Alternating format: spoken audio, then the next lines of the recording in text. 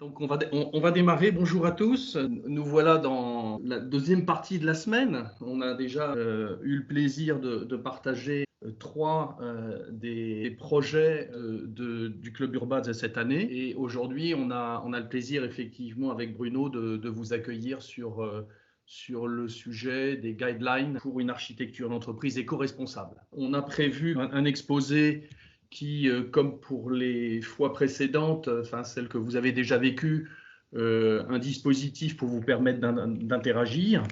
Donc avec à la fois le fil de discussion qui est ici pour vous permettre en cours d'exposé je dirais de nous transmettre un certain nombre de questions et on aura une session avec Bruno à la fin.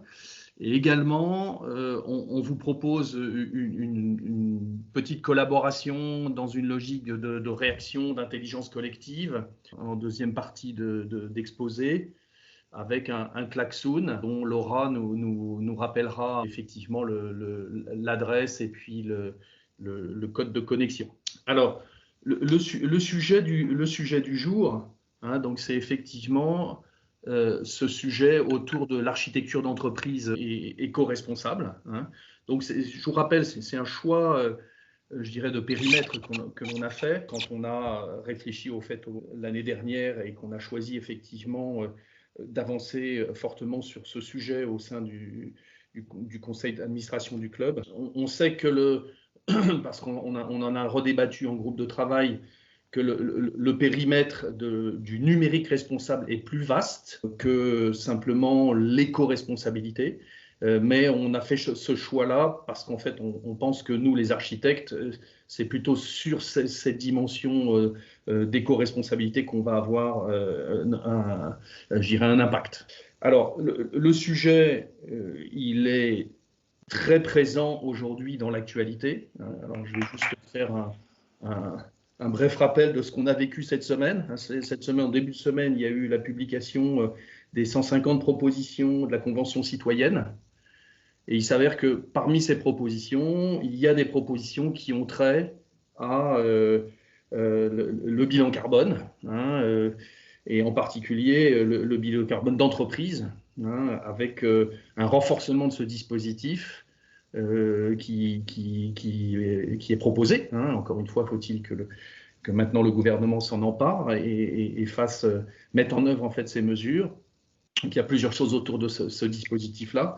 Et puis, rien qu'hier, il y a eu la publication aussi du rapport du Sénat. Et dans ce rapport du Sénat, en fait, il y a 25 propositions qui touchent à l'impact du numérique. C'est vraiment une publication qui est centrée sur le bilan carbone du numérique. Et parmi les propositions, les 25 propositions du sénateur Patrick Chaize, qui avait autour de lui l'ADEME, l'INSEE, les acteurs du Shift Project et puis d'autres acteurs, il y a également, je dirais, une avancée qui est complètement en écho avec les travaux que nous avons menés sur la mesure, vu qu'en fait, il souhaite renforcer effectivement dans les bilans carbone d'entreprise la place du bilan carbone du numérique et même aller jusqu'à des crédits d'impôt pour les entreprises qui mettraient en place ce bilan carbone du numérique. Donc vous voyez qu'on est le Club Urbain sur ce sujet-là, on est complètement dans l'actualité, vu qu'on a souhaité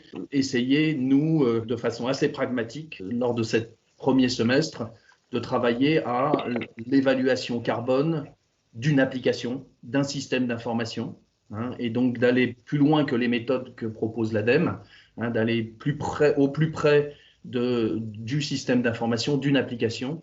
Et c'est de ça dont on veut vous parler avec Bruno ce matin. Alors, juste un rappel, on a cette année 2020 fait suite à 2 années où on a monté en puissance, je dirais, sur ce sujet. Monté en puissance en 2018, plutôt dans des logiques de sessions plénières où on a invité des experts.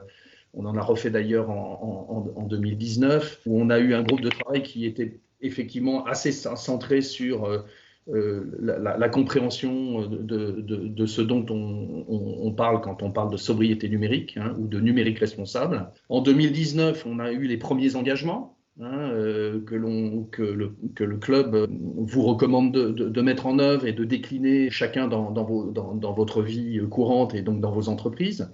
Donc avec, je vous rappelle, le manifeste pour une architecture d'entreprise éco-responsable, avec un guide qui était en appui, un premier guide qui était en appui de ce manifeste. Ce manifeste, c'est un document assez simple, que vous pouvez signer, que vous pouvez afficher dans votre bureau. Bon, c'est sûr que en temps de Covid, vous avez moins de visiteurs dans vos bureaux, mais c'est cette idée, c'est cette idée d'en parler autour de vous. C'est la signature en 2019 également d'un partenariat avec l'INR, l'Institut numérique responsable, avec lequel nous avons des échanges. Mais également, on ne se limite pas à l'INR, on est en contact bien sûr avec le Shift Project depuis le début, avec le SIGREF, et plus récemment, grâce au groupe de travail, également avec la DINUM, donc où nous avons eu des échanges sur ce sujet. L'année 2020, ce premier semestre, nous avons donc expérimenté des premières mesures de ce que c'est qu'une application, du patrimoine d'une application ou d'un système d'information. Voilà, on s'est frotté vraiment à une méthode de calcul et c'est ça que l'on veut essayer de partager avec vous, nos enseignements. Bon, on est des praticiens, on n'est pas trop théoriciens, mais on va vous esquisser une méthode théorique. Je laisserai Bruno vous détailler tout ça.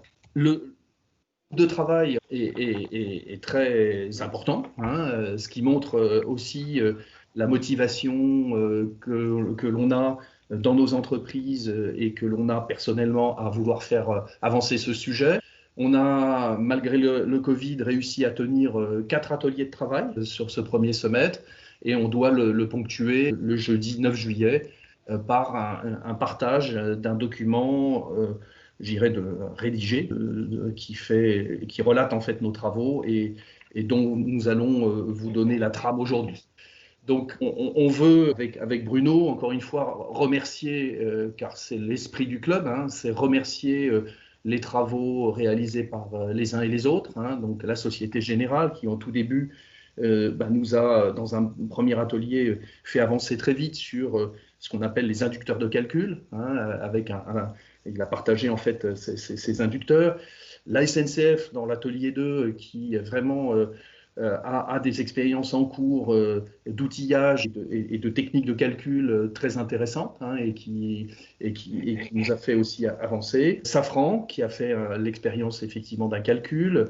Oresis, qui a aussi partagé, j'en parlerai tout à l'heure, fait un exercice de calcul de SI autour de Office 365, et puis également Air Liquide, où Bruno intervient aujourd'hui et qui a permis effectivement aussi de faire avancer la problématique du calcul de SI. Comme je le disais en introduction, on a une explosion de travaux et une actualité très récente là. Et là, je veux, par cette diapositive également, attirer votre attention sur un nouveau rapport du Shift qui va sortir, alors qui devait sortir là en juin. Donc là, j'ai eu les personnes du Shift hier, avant-hier, et donc ce sera plutôt septembre.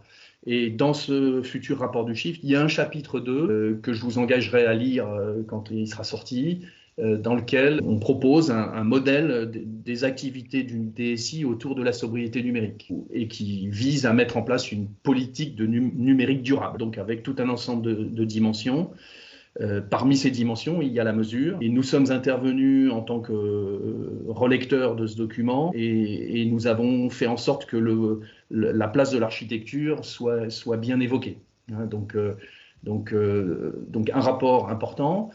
Il y a également le SIGREF, donc le Collège des DSI, qui est en train de travailler et qui vise pour cette fin d'année à sortir un livrable à destination des DSI sur la sensibilisation, les bonnes pratiques.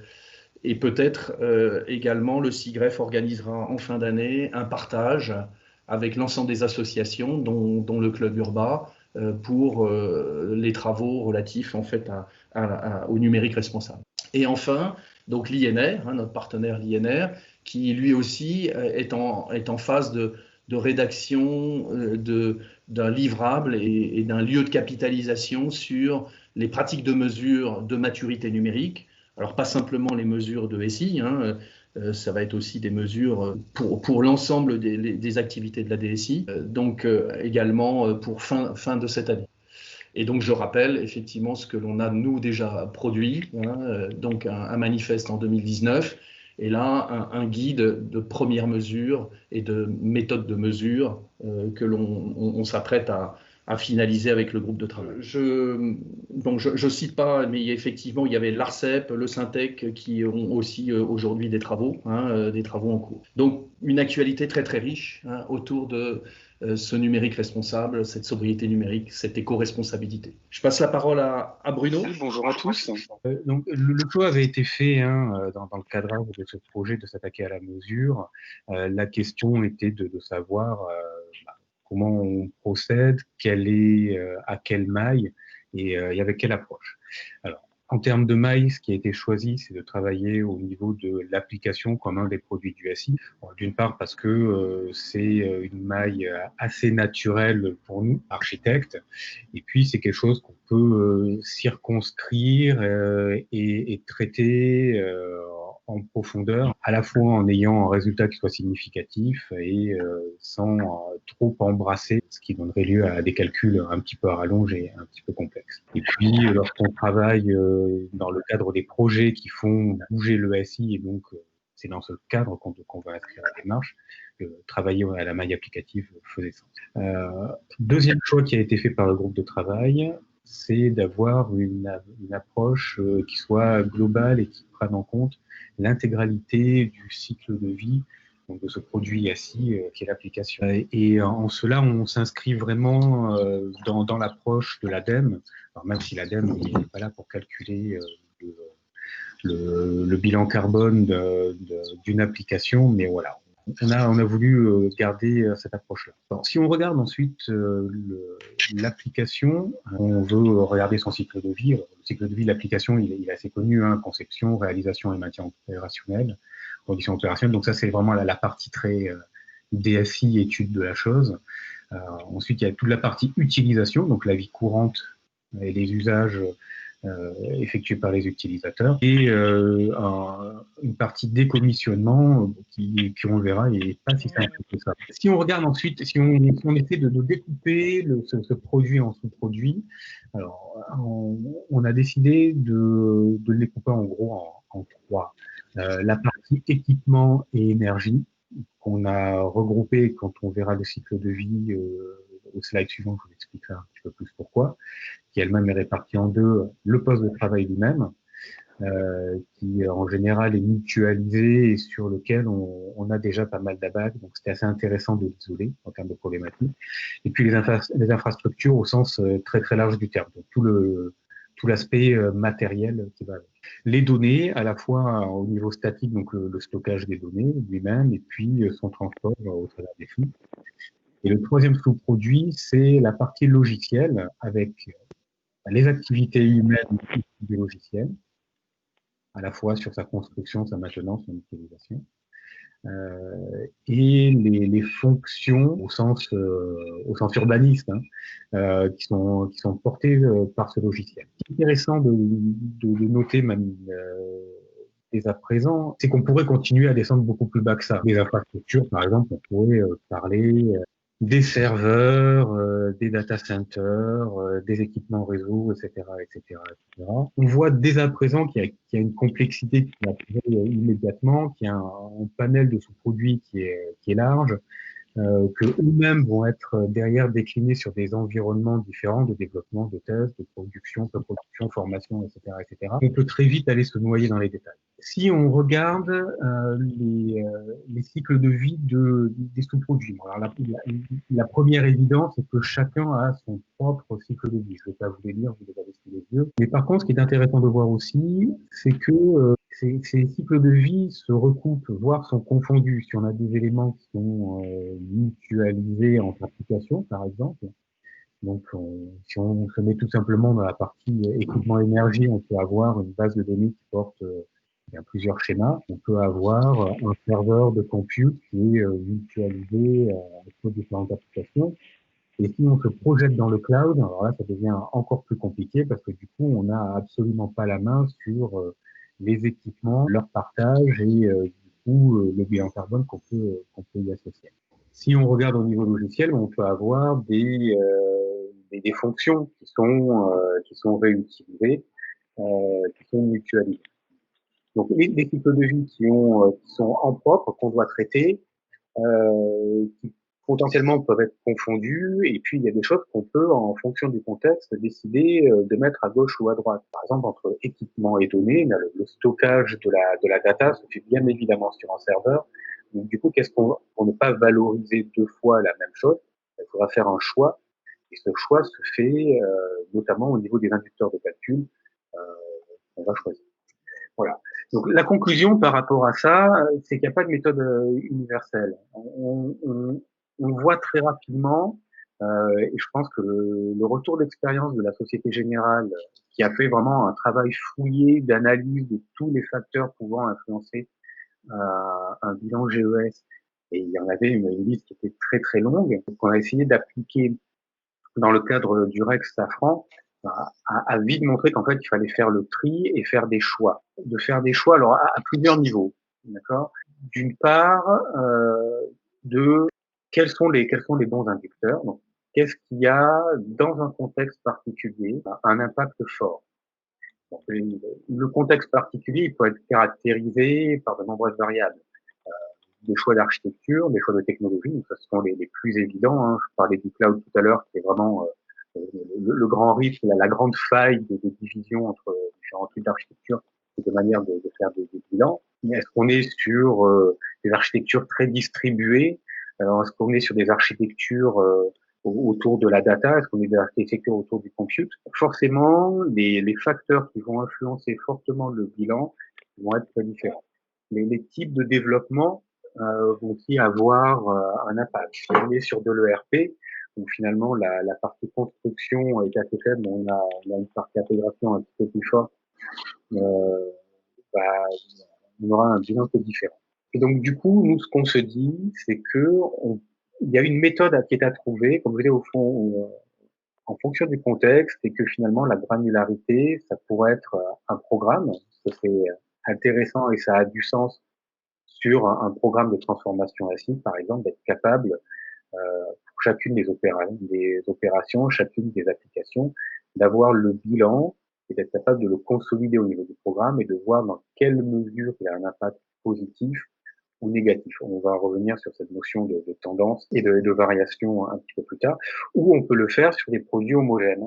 Ça, c'est le règle de la SNCF, où on peut voir, par exemple, sur des applications 3/4 type web, avoir une méthode avec un set d'inducteurs qui soit figé et de pouvoir comparer des applications qui soient comparables parce qu'elles ont une typologie.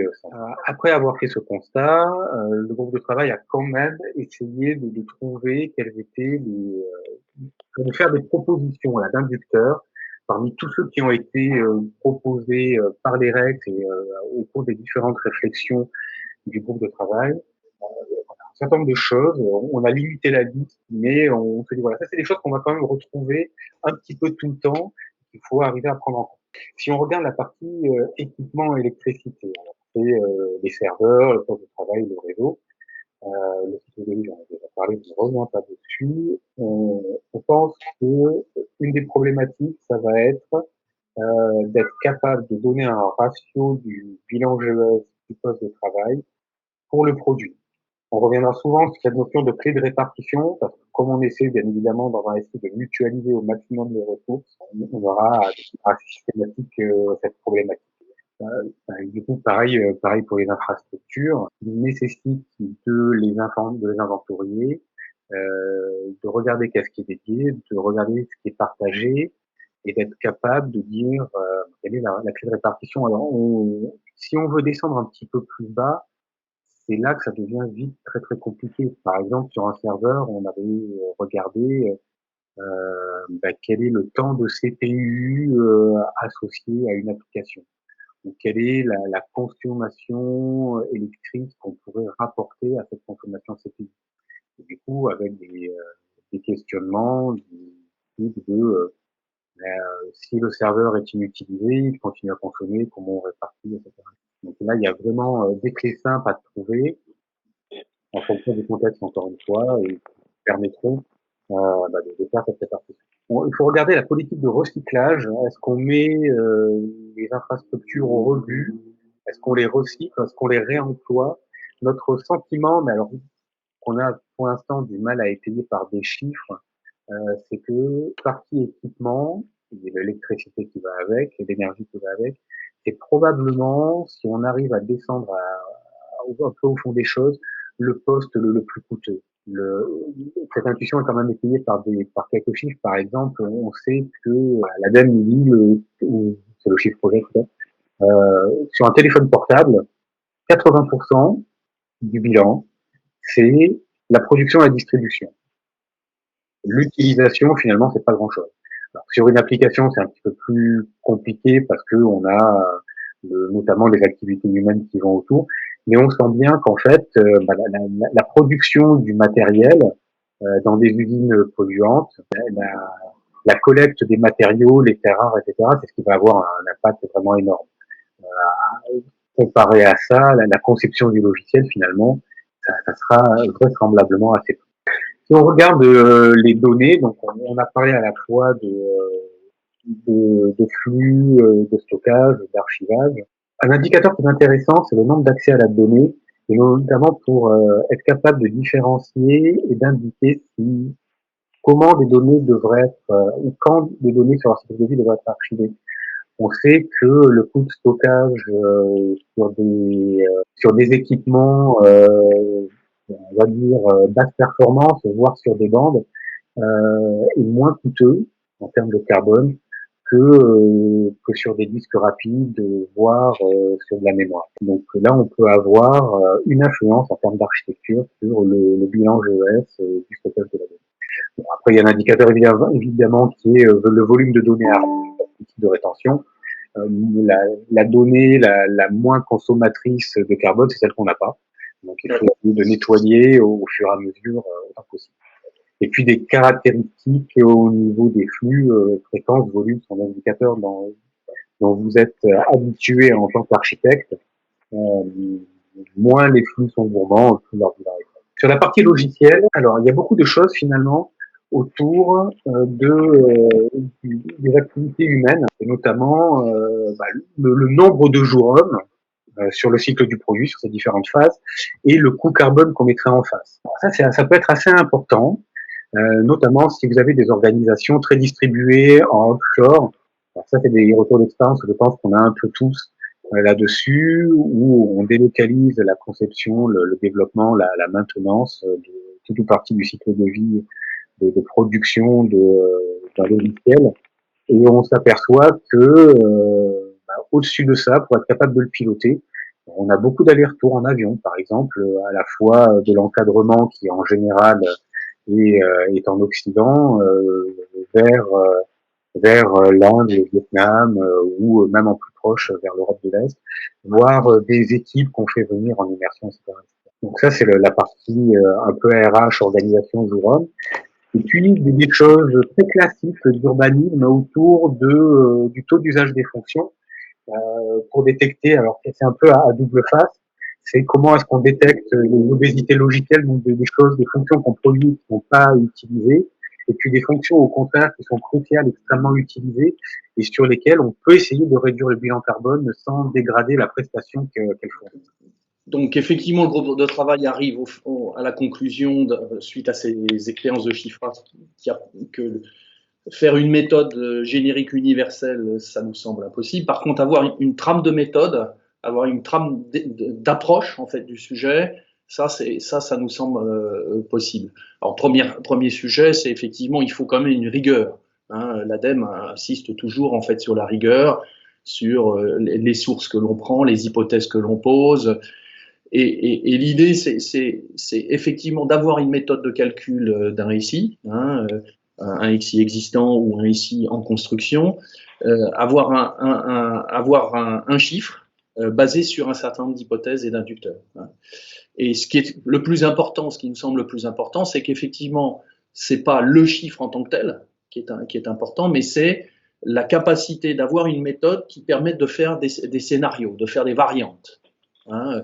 Donc l'idée, c'est assez rapidement construire la méthode, avoir un premier chiffrage avec identifier les inculteurs qui ont un fort impact, et ensuite faire des variantes. Et quand on va faire ces variantes, typiquement, c'est là où on pourra poser des questions aux utilisateurs sur cette application. Avez-vous vraiment envie de l'avoir en 24/7 parce que le 24/7, ça impose toutes ces architectures, je dirais, de redondance. Avez-vous vraiment besoin des 4 environnements qui sont peut-être le standard max, je dirais, de ce que l'on met en place, ou est-ce que 2 environnements peuvent suffire? Voilà. Est-ce qu'on a vraiment besoin de rénover les postes de travail pour pouvoir accueillir cette application? Voilà. C'est en ayant la méthode que l'on peut montrer effectivement que des hypothèses sur le cadrage du projet ou des hypothèses de révision à la baisse, comme l'évoquait Bruno juste avant, cette fonction ou ces fonctions, on ne les utilise pas, est-ce qu'on peut les décommissionner? Donc l'idée, c'est d'aller rapidement sur une méthode et l'afficher peut-être dans un petit canevas Excel qui permette de faire ces différentes variantes et l'utiliser tout au long du cycle de vie de l'application pour réduire effectivement l'impact carbone de cette application. Alors, parmi les exemples, je dirais, aboutis, donc on a fait, nous, au Resys, un exercice sur Microsoft Office. On est arrivé à un chiffre. Ce qui est intéressant aussi, c'est de voir qu'on a des leviers possibles, des leviers possibles, par exemple, sur l'usage,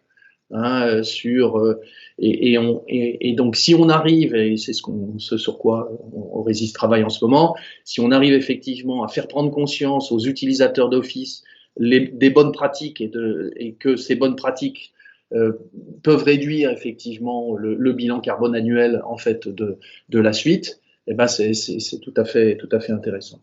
Alors le bilan que l'on a fait nous a imposé de faire des hypothèses simplificatrices. Typiquement sur la conception, aujourd'hui l'éditeur Microsoft ne donne pas le bilan carbone je dirais, lié à la phase dite de conception d'Office, de la suite Office. Donc forcément, ce bilan, il est incomplet. On a par contre dans les factures de Microsoft Office de licence des hypothèses que l'on peut faire en fait sur le taux de support et le taux de support d'entretien finalement de cette suite. On a un exemple ici de bilan carbone. Alors on a eu d'autres bonnes surprises. Je te laisse peut-être les recommander. Alors, la première, c'est qu'il y a pas mal d'outillages qui existent, alors, soit dans les entreprises, par exemple à la SNCF, qui a développé une calculatrice assez sophistiquée pour des applications de type web. Et puis, il y a des éditeurs type Green Factor, des gens comme ça. Ça, c'est plutôt pas mal, ce qui veut dire que lorsqu'on a la méthode, l'outillage peut servir, peut suivre derrière. Et sur l'architecture, de manière un peu plus large, en fait, on s'aperçoit qu'on a pas mal de leviers sur lesquels on peut agir. Pour reboucler sur ce que disait Eric, on peut agir sur les exigences fonctionnelles en challengeant le métier, puis en challengeant les architectures. Il y avait un très bon exemple chez Safran où très rapidement dans l'architecture, on était capable de voir il y avait certains points où on pouvait agir. Alors, on peut agir sur le nombre d'environnements qu'on a. Et un point qui me paraît extrêmement important, ce sont les redondances. Lorsqu'on regarde les architectures, non pas sous l'axe de la fonctionnelle, performance ou le fait que, en gros, est-ce que cette architecture marche, est efficace, on peut vite voir, et en particulier au niveau des données, dire, mais attendez, là et là, vous avez 3 fois la même chose. Ok, ça marche. Ok, c'est efficace. C'est pas très coûteux à mettre en place. Par contre, d'un point de vue bilan carbone, c'est pas bon du tout. Et simplement le fait d'avoir cet axe d'analyse, cet angle de regard, permet d'identifier des choses qu'on ne voyait pas avant. J'ai déjà parlé des politiques de rétention, et puis un grand classique, c'est le décommissionnement. On décommissionne, mais en fait, il reste 3 données dans l'application, donc finalement, on va la garder le temps qu'on n'ait plus besoin de ces données-là, et 5 ans plus tard, elle est toujours là. Donc effectivement, sur ce dernier volet, l'approche de la mesure de la sobriété numérique pourra redonner un coup d'élan à nos travaux je dirais, de décommissionnement d'applications qui souvent ont été vécues, je dirais, comme du nice to have si on décommissionne, mais finalement, entre guillemets, ça ne nous coûte rien, sauf que ça coûte pour la planète. Alors, on va passer effectivement à cette phase un peu d'intelligence collective.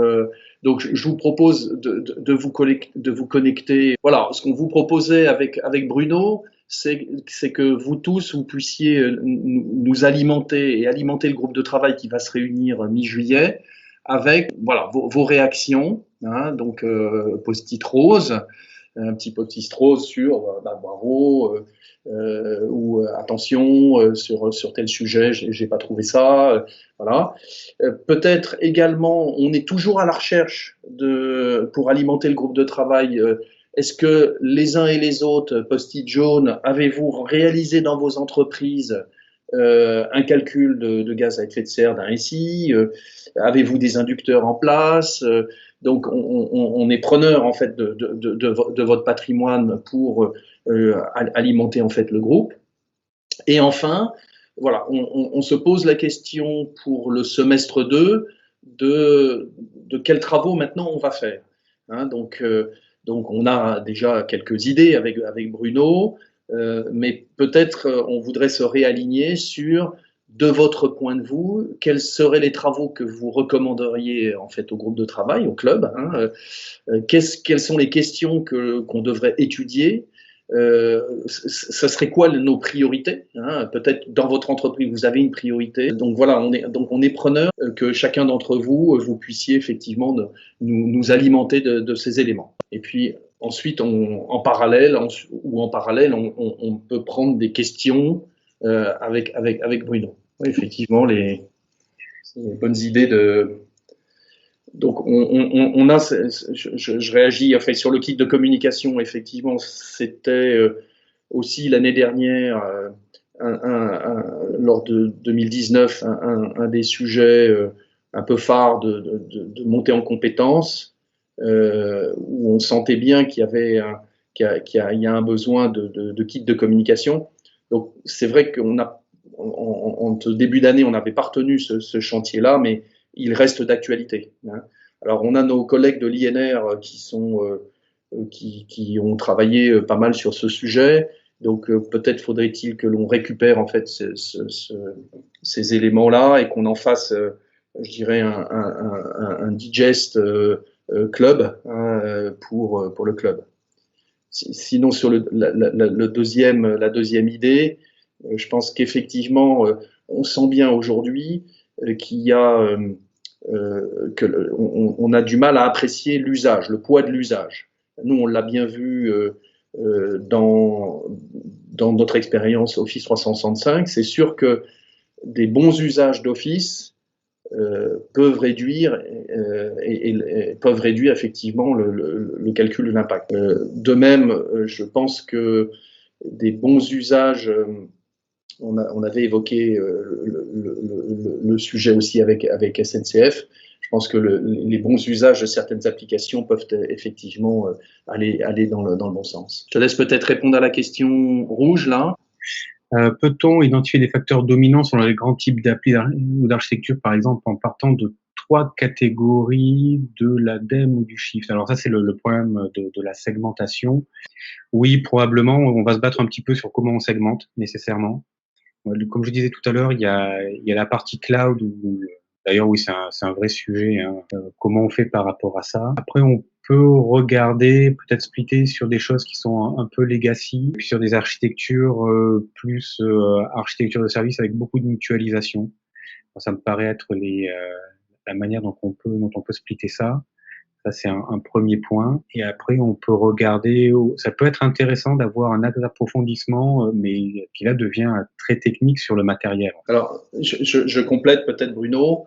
C'est vrai que ces segmentations, on en voit un certain nombre de faits dans le rapport du Shift, par exemple, où la part de l'usage n'apparaît pas, mais ils ont réparti la part, on va dire, data center, la part réseau et la part poste de travail, hein, donc vous voyez plutôt sur les infras. Et contrairement à ce qu'on pouvait penser au départ, la part data center qui était pointée du doigt il y a certaines années n'est pas je dirais c'est plutôt une répartition 40-30-30. On a découvert que par exemple le poids du poste de travail quand on a ce type de répartition est important. Alors pourquoi? C'est parce que en fait, dans ce qu'ils ont mis poste de travail, ils y ont mis aussi les usages. Alors il y a un autre rapport, le rapport tout récent là du Sénat, où là ils ont fait une segmentation au Sénat où ils disent tout ce qui est hard, donc terminaux, centres informatiques, pèse 44-45%. Et donc ça veut dire que tout le reste, qui est plutôt soft et usage, c'est 56%. Peut-être faudrait-il, dans la logique de peut-on identifier les facteurs dominants, là, effectivement retravailler un petit peu ces sujets pour qu'on ait des ratios et nous-mêmes en tête, nous les architectes, quelques ratios, mais bien voir quels sont ces ratios, hein, qu'est-ce qu'il y a derrière ces ratios. Ouais, c'est vrai qu'on se pose des questions. Par exemple, les coûts réseau sur lesquels on se repose systématiquement la question, finalement, à partir de quel moment ça devient significatif ou pas. Et je pense que c'est peut-être un des travaux qu'on peut effectuer, et ça reboucle avec les types d'architecture. Hein. Si on a des architectures très distribuées, ben, à partir de quand il faut prendre en compte les coûts réseau et dans quel type d'architecture ça reste complètement négligeable. Donc peut-être des espèces de sets d'inducteurs à sélectionner en fonction de critères, pas quantitatifs, mais au moins qualitatifs. On va continuer, merci hein, de toute votre production d'idées. On va rester sur les roses, hein, expliquer les roses, ou donner des réponses et des réactions aux roses. Alors, merci Safran, premier semestre très riche, effectivement, et on n'a pas tout exploité, et effectivement, une grande variabilité. Émergence des explosions, c'est super. Alors, quid d'une approche commune? Donc ça, c'est quelque chose que l'on a en tête, nous, les porteurs du club, là, hein, et avec Bruno, je sais pas si Bruno nous a quittés, je crois, mais avec Bruno, on a des échanges avec les porteurs du shift, et cette idée que l'on a sous l'égide du SIGREF de faire un peu une réunion entre guillemets des porteurs d'initiatives autour de la sobriété numérique, du numérique responsable, effectivement, c'est quelque chose que l'on a en tête. C'est aussi pour ça que, par exemple, on n'a pas attaqué nos chantiers sur des aspects de c'est quoi la trame d'activité entre guillemets d'un responsable Green IT ou d'un responsable numérique responsable dans une DSI, parce que c'est l'INR qui a plutôt travaillé sur ce sujet avec le Shift Project. Donc nous, on est plus là où on est utile. Donc on est sur des questions de mesure et effectivement d'architecture. Par contre, à être en contact avec les autres, toutes les autres initiatives, je pense que c'est tout à fait une très bonne remarque. Premier post-it rose, mesurer les progrès, c'est important. Oui, et tout à fait. Merci de cette remarque. C'est aussi le pourquoi on a commencé par essayer de mesurer de façon très pragmatique et de comprendre la complexité qu'il y a derrière cette problématique de mesure. Qu'en est-il de la prise en compte de l'écosystème applicatif, c'est-à-dire l'interaction entre les applications?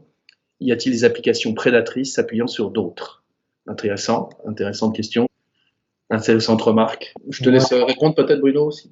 Ouais, je pense qu'il n'y a pas de réponse comme ça immédiate. Effectivement, la question derrière, c'est un peu la question de l'urbanisme. C'est comment on redécoupe ça, et finalement, est-ce qu'on dit dans le bilan d'une application que comme elle l'utilise sans les porter en termes de produits SI, des fonctions de compute extrêmement consommatrices, je sais pas, si on prend une architecture très basique de BI, j'ai un dashboard qui affiche un KPI qui est c'est un chiffre, sauf que j'ai besoin de 5 téras de données pour le calculer. Bah, le bilan carbone de ce dashboard est quasiment nul, sauf que derrière on a un data lake, etc. Donc j'ai pas de réponse immédiate. La problématique est bonne. Est-ce qu'on veut le faire remonter au niveau du dashboard, ou est-ce qu'on veut le laisser au niveau de l'application qui est directement consommatrice? Je pense que ça va dépendre. Et là, on sort un peu de la maille de l'application pour aller à la maille du projet. Finalement, quand on ce qui se passe dans cet exemple-là, si on veut mettre en place un KPI et que dedans, en fait, on a un dashboard et un data lake, bah, peut-être qu'il faut aussi reconsolider au niveau du projet le bilan carbone de tout ce qu'on met en place en gardant la maille application. Après, quand c'est des choses qui arrivent après coup, c'est-à-dire qu'on va réutiliser des choses existantes, peut-être que ça a moins sens de le faire. Merci de toutes vos productions. Vos réactions étaient tout à fait intéressantes. On va réexploiter ces contenus lors du prochain atelier. Et je conclurai juste en disant que là, on ouvre avec cette approche du bilan carbone d'un système d'information, avec cette dimension sobriété numérique ou numérique responsable. On ouvre un nouveau pan finalement de maîtrise du SI, qui est complémentaire des pans que l'on avait déjà l'habitude de manipuler dans nos pratiques d'architecture et qu'il va falloir que l'on intègre dans nos pratiques. Juste une question, vous pouvez rappeler de quel rapport du Sénat il s'agit parce que je ne l'ai pas noté. Alors, c'est un rapport qui est sorti hier. Oui. C'est un rapport du SEMA qui a été porté par le sénateur Patrick Chaize. Voilà. Moi, j'avais assisté en fait en vidéo à des témoignages d'experts qui avaient contribué, et en fait ils ont sorti le rapport. Alors je sais pas, voilà, je suis en train de le récupérer et je le mettrai à disposition sur le site du club. Ok, merci. En tout cas, merci beaucoup à tous de votre présence et puis au plaisir de se revoir en présentiel bientôt, j'espère.